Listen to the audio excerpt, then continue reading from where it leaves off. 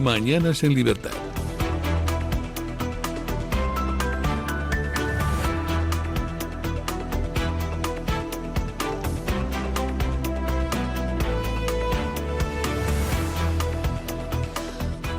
Un minuto pasa de las 8, las 7 en las Islas Canarias, 7 y 1 minuto. Vamos con el repaso a la no noticia, a la declaración de José Luis Rodríguez Zapatero. ¿Quién se salva y quién no de esa declaración? ¿A quién indulta el expresidente? Bueno, pues lo contamos ahora mismo con Eric Gutiérrez. El expresidente del gobierno, José Luis Rodríguez Zapatero, ha defendido en una entrevista concedida al programa Mañaneros 360 de Televisión Española la actividad de las empresas de sus hijas, What the Fab, y ha asegurado que ha hecho su trabajo en su relación con Análisis Relevante. Análisis Relevante es una sociedad para canalizar fondos a sus hijas, para desviar fondos a ellas y a usted. No. Análisis Relevante es una consultora con la que mis hijas han trabajado, igual que con otros clientes. Van, insisto, yo no voy a hablar por What the Fab tiene que hablar por ella misma y en el procedimiento judicial se va a sustanciar y punto. Pero se pagan 959.798 euros entre 2020 y 2025. Julio Martínez dice, y a What the Fab van 1.200.000, en ocasiones por trabajos que ni siquiera se realizan. Yo creo que esas cifras las debe revisar, sinceramente. Y vamos a dejar que el procedimiento las diga, pero las debe revisar. Háganme caso. ¿Se pagó por trabajos que no realizaban sus hijas? Mis hijas y What the Fab van a presentar en el procedimiento judicial todos sus trabajos y toda su tarea. Y todos sus contratos. Punto. Y ya lo vamos a ver. Sus hijas han servido de testaferro de Zapatero, presidente. Bueno, sería, en fin, me parece la pregunta increíble, ¿no? Es la sugerencia que hace la UDEF, es la sugerencia que hacen los jueces. Es ahora mismo la línea de investigación. Lo que faltaba es que yo hubiera, por mi cabeza hubiera implicado intentar que mis hijas fueran testaferro de algo. Hombre, por favor, por favor. Durante la entrevista, el periodista Javier Ruiz también preguntó a Zapatero por el papel que pudo desempeñar su secretaria Gertrudis Alcázar en el presunto caso de tráfico de influencias en el que el expresidente figura investigado como supuesto líder de la trama. Sí, la verdad es que es otra de las sorpresas máximas que me llevé cuando en esa construcción de la organización criminal, que por supuesto rechazo de plano, se incorpora como elemento esencial a Gertrudis Alcázar, a mi secretaria, que es una mujer ejemplar, una trabajadora ejemplar, leal y que es incapaz. Un periodista me dijo, una periodista me dijo, bueno, claro, se han filtrado, pues he leído todos los chats tuyos con Gertrude. Y me dijo, bueno, veo a Gertrude la última persona en el mundo capaz de integrar una organización criminal. Eso me lo ha dicho una periodista, a mí, en un mensaje. A partir de ahí, hombre, Gertrude y todo lo que, por supuesto, todo el trabajo, toda la tarea en relación con la facturación y tal, son indicaciones mías, por favor. Y además, vamos, completamente dentro de la más absoluta legalidad. Atención a José Luis Rodríguez Zapatero y su relación con la fiel Gertrudis. Este personaje es capaz de vender absolutamente a todo el mundo. Ya saben ustedes que tenía una sensación de impunidad tal como para meter a sus hijas en el ajo. Lo que dijo ayer José Luis Rodríguez Zapatero es que no eran sus testaferros, sus propias hijas, pero lo que ha vuelto a hacer es a poner a sus propias hijas en el ojo del huracán. Pero les decía yo que a mí me sorprendía lo de Gertrudis. De hecho, me sorprendía que el propio Zapatero no hubiera dicho que realmente ella era la cúspide, ¿no? Porque como son capaces de absolutamente todo, yo ya me esperaba que Zapatero dijera que Gertrudis era la que había trazado toda esta trama de corrupción y que realmente ella era la ideóloga. Porque les da absolutamente igual. Qué poco caballeroso es José Luis Rodríguez Zapatero, dejando a los pies de los caballos a sus hijas, a sus propias hijas y a la fiel Gertrudis, a su secretaria, que ha sido leal durante mucho tiempo y de hecho hacía hincapié en esa fidelidad, esa obediencia de vida de Gertrudis. Veremos si ahora que sobre ella pesa la lupa de la investigación y una posible causa judicial, si se anima a tirar de la manta. Y respecto a sus hijas, qué cuestión tan tan sorprendente, ¿no? Hubo una época en la que se rasgaban las vestiduras en el matrimonio Rodríguez Zapatero Espinosa, diciendo que se había publicado, filtrado una fotografía de unas menores de edad con el matrimonio Obama. ¿Se acuerdan ustedes, no?, de esa célebre foto en las que las dos aparecen como con unas túnicas góticas junto con Barack y Michelle Obama? ¡Qué vergüenza! Bueno, pues si no quieren salir ustedes en los papeles, lo que tienen que hacer en la medida de lo posible es no exhibirse, como pasó en aquel momento con los Obama, ¿no? No aparecer directamente con el presidente de Estados Unidos. Y si usted no quiere aparecer en las portadas de los medios de comunicación, lo que tienen que hacer es tener una actividad legal, completamente legal y discreta. Porque lo que hace José Luis Rodríguez Zapatero con sus hijas es, a la luz de lo que dice la investigación, es utilizarlas para facturar según qué cosas. Y además comisiones ilegales, dilatando los plazos. Y si realmente hubiera estado seguro de lo que habían hecho sus hijas, lo que hubiera hecho José Luis Rodríguez Zapatero es usar toda la luz y todos los taquígrafos posibles para exhibir todas esas maniobras, y que realmente se les pueda exculpar de una manera directa, sencilla, clara, penal y civilmente. Incluso, ¿por qué no?, que hubieran hablado las hijas, explicando lo que habían hecho en What the Fuck. Personas que, pues que eran jóvenes, siguen siendo jóvenes, pero ya les queda un futuro penal cuando menos sospechoso, ¿no? Eso es lo que ha hecho José Luis Rodríguez Zapatero, hablando directamente de sus hijas. Y en cuanto a la secretaria y a las joyas, pues más de lo mismo. Ha dicho que las joyas estaban ahí y ya está, en una caja fuerte, en un despacho que controlaba la propia Gertrudis. En ningún momento dijo que se le había ocurrido adueñarse de ellas. Dijo algo así como que no tenía afán patrimonial, pues que las había guardado prácticamente como recuerdo. Y yo no sé si a la propia Gertrudis se le ocurrió que esto era un auténtico marrón. Pero no sé. En fin, inconsistencias las que dijo ayer José Luis Rodríguez Zapatero en su exhibición en Televisión Española. A mí la verdad es que me da un poco de vergüenza ver al expresidente del gobierno con este auténtico naufragio en la opinión pública. Yo no sé si habrá quien se crea esa versión que ha dado José Luis Rodríguez Zapatero, diciendo que no sabía nada, que no conocía a nadie, que no había hablado con nadie. Auténtico silencio, silencio mártir, siendo una víctima de las circunstancias, que se había vulnerado su derecho al honor, la presunción de inocencia, que se habían filtrado sus mensajes. Bueno, pues este señor es el que mandó en España en un tiempo bastante dramático. Y me da la sensación de que es una persona que sigue mandando también en el entorno directo de Pedro Sánchez, que cada vez vemos que el PSOE de José Luis Rodríguez Zapatero y el de Pedro Sánchez se parecen más, y que siguen en el gobierno. Y esto es sumamente peligroso para todos nosotros. Y mientras tanto, mientras se habla de corrupción en muchos foros, hay algunos otros puntos en los que, pues en fin, se intenta tejer una cortina de humo. Es el caso de Pedro Sánchez, que ayer mismo anunciaba que Yolanda Díaz iba a ser la candidata oficial de España a la Organización Internacional del Trabajo. ¿Qué es esto? Pues esto es una agencia que depende directamente de la ONU. ¿Qué significa? Pues chiringuito supranacional que tiene una función bastante difusa, se trabaja poco, se cobra muy bien y estás fuera del ojo del huracán de la opinión pública española. Para Yolanda Díaz es un auténtico premio, y a Pedro Sánchez le viene muy bien porque la saca del gobierno y a la vez le compra el silencio debido a propósito de según qué cosas que habrá visto Yolanda Díaz. Vamos a ver qué pasa con esta candidatura de Yolanda Díaz a la Organización Internacional del Trabajo. La candidatura de Yolanda Díaz para dirigir la Organización Internacional del Trabajo ha provocado críticas tanto desde la izquierda como desde la derecha. Podemos y el Partido Popular coinciden en cuestionar el nombramiento. El exvicepresidente del gobierno, Pablo Iglesias, aseguró que se trata de un pago por los servicios prestados al Ejecutivo. En la misma línea, el secretario general del PP, Miguel Tellado, afirmó que la candidatura es el precio que explica el silencio de Sumar ante todos los casos de corrupción que afectan al gobierno. Sobre esa cuestión también se pronunció el portavoz nacional del PP, Borja Semper. Lo escuchamos. Pues probablemente sea un pago por los servicios prestados.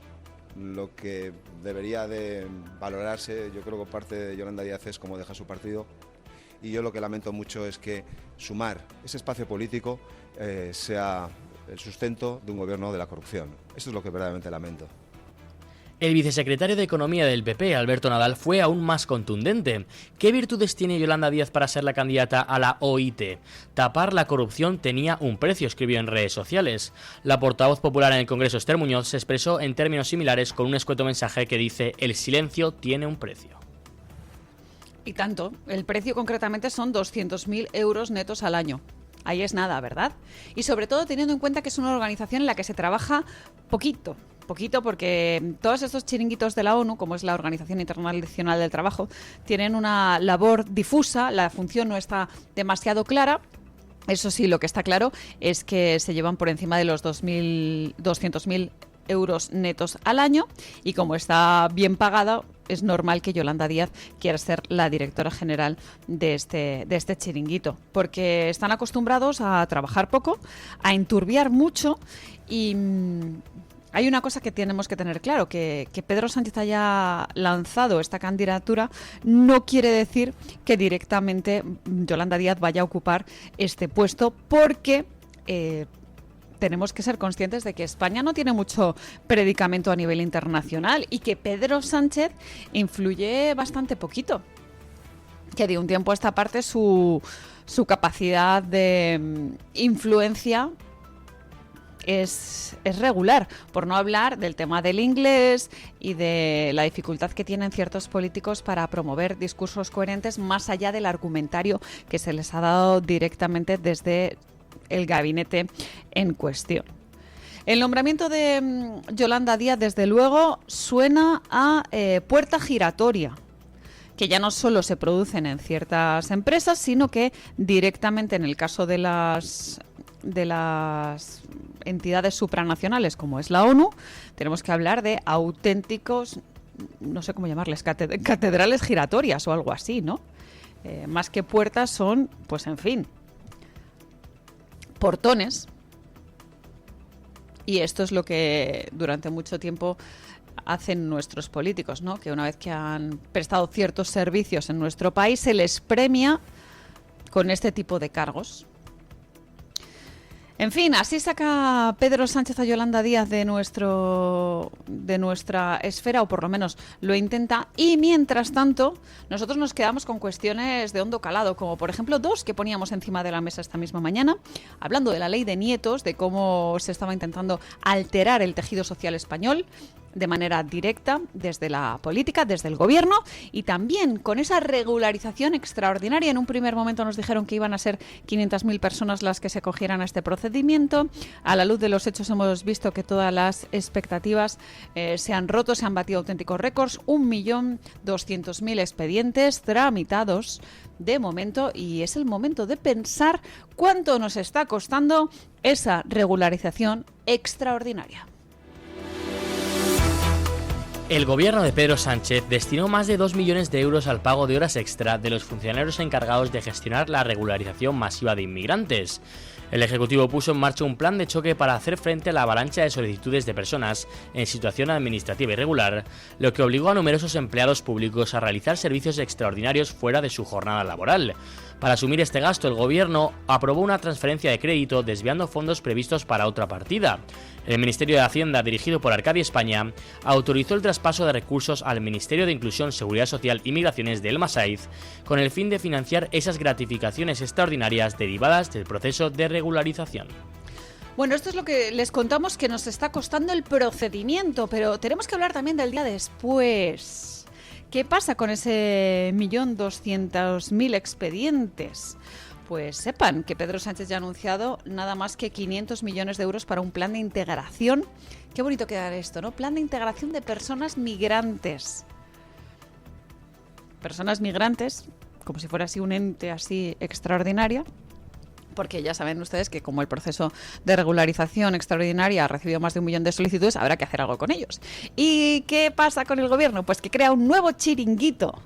En este caso, la Agencia Estatal de Movilidad Humana. Movilidad Humana. Ya no faltaba, no No tenían suficiente con migrantes, entonces ahora crean la movilidad humana. Este chiringuito presuntamente se va a dedicar a mejorar la coordinación y la eficiencia de la gestión de los recursos para la movilidad humana que han permanecido dispersos. Esto es lo que dice el gobierno sobre este nuevo chiringuito. Y ojo a los términos, que son muy importantes, ya no solamente lo de movilidad humana, sino que lo llamen agencia estatal. ¿Por qué agencia estatal? Pues porque es del Estado y así no lo llaman nacional y no molestan ni a los vascos ni a los catalanes.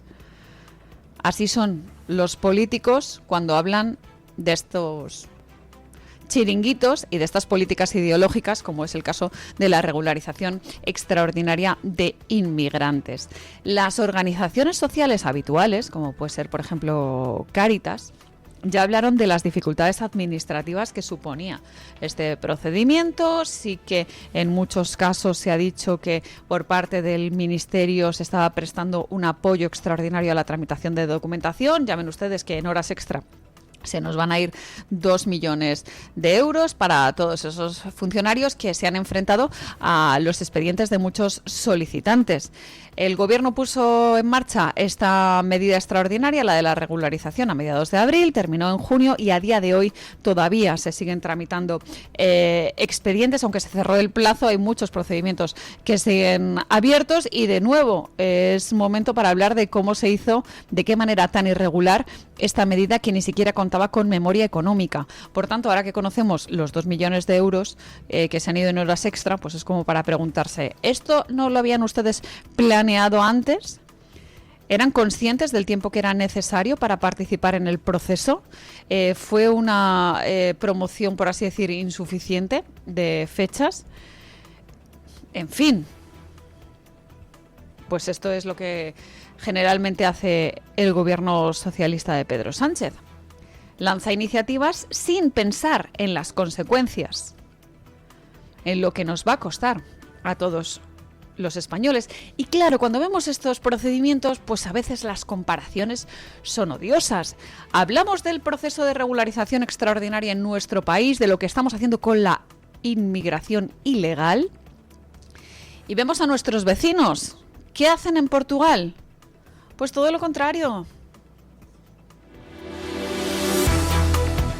El Parlamento de Portugal ha aprobado una ley que prohíbe cubrirse completamente el rostro en los espacios públicos, lo que afecta a prendas como el burka y el niqab. La medida impulsada por el Partido Patriota Chega ya ha suscitado las primeras reacciones entre parte de la comunidad musulmana del país. La nueva norma busca facilitar la identificación de las personas y reforzar la seguridad, según defienden sus promotores. Además, prevé multas de entre 200 y 4.000 euros para quienes incumplan la prohibición. Mensajes difundidos en redes sociales, algunos musulmanes que utilizan estas prendas aseguran que la ley restringe su libertad religiosa. Algunos incluso afirman que si la norma entra en vigor, abandonarán Portugal para regresar a sus países de origen o instalarse en otro estado europeo donde no exista una limitación similar. Atención a este último punto, que dicen en Portugal los islamistas radicales que como no van a poder llevar burkas, se van a ir a otro país. ¿Qué país cerca de Portugal puede empezar a acoger a todos estos islamistas radicales que no van a cambiar sus costumbres? No sé, piensen ustedes, ¿qué país frontera con Portugal tiene políticas que benefician a todas estas personas que portan burkas, etcétera, etcétera? Efectivamente, España. Qué listos son ustedes, qué buen sentido común tienen ustedes, que es lo que falta en algunas ocasiones en los políticos.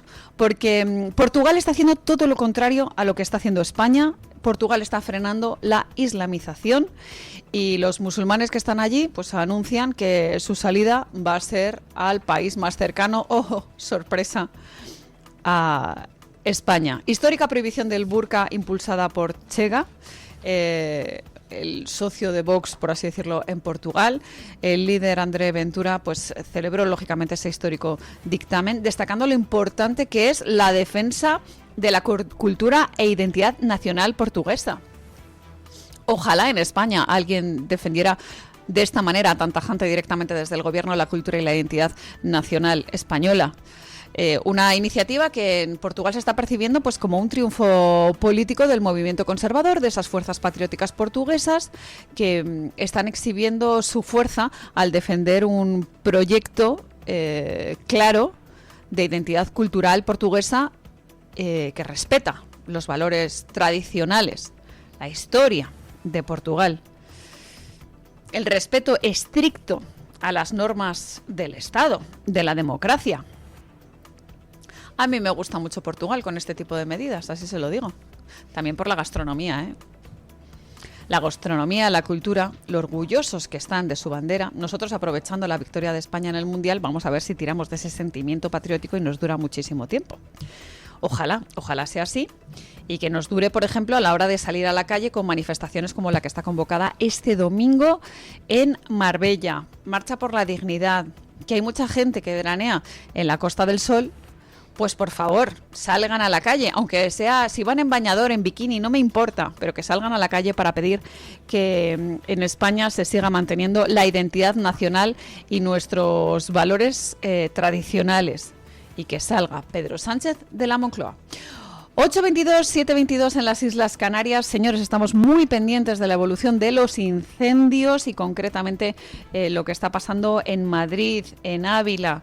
Muy preocupados por la emergencia nacional, por el avance de los fuegos. Ya lo hemos contado con anterioridad. La propia presidenta de la Comunidad de Madrid, Isabel Díaz Ayuso, ha solicitado la declaración de la emergencia de interés nacional en la Comunidad de Madrid y en la provincia de Ávila para que sea el Ejecutivo Central el que asuma la dirección de todas las operaciones con la participación de la UME. Muy preocupante a primera hora de la mañana estos 3 incendios en los municipios madrileños de Villa del Prado, San Martín de Valdeiglesias y en Burgohondo, que siguen sin estar perimetrados ni controlados. Durante toda la noche ha habido trabajos nocturnos muy efectivos, pero las condiciones meteorológicas están complicando esa extinción. Hay 2 puntos muy importantes que son el calor extremo y sobre todo esas rachas de viento que están complicando la extinción durante el día de hoy. Vamos con la información meteorológica que nos trae Izam Garbin.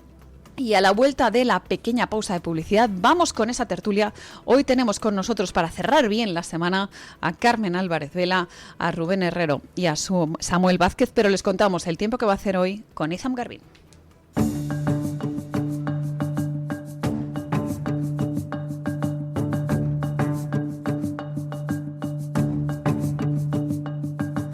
El tiempo en Radio Libertad. Predominará el tiempo estable en la península, salvo en el noreste, donde una masa de aire frío inestabilizará el clima.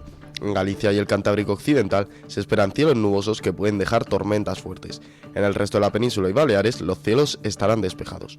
Por la tarde se esperan nubes en el tercio oeste, con probables chubascos y tormentas en el interior de la Comunidad Valenciana, las sierras prelitorales de Tarragona y los Pirineos. En Canarias se prevén cielos con nubes en el norte y despejados en el sur. Las temperaturas máximas bajarán de forma generalizada, salvo en el Alto Ebro, donde subirán. Aún así, se superarán los 35 grados en Baleares y en amplias zonas del sur y del tercio este. Es posible que se alcancen los 40 grados en Málaga, Almería, Murcia, el interior de Valencia y Albacete.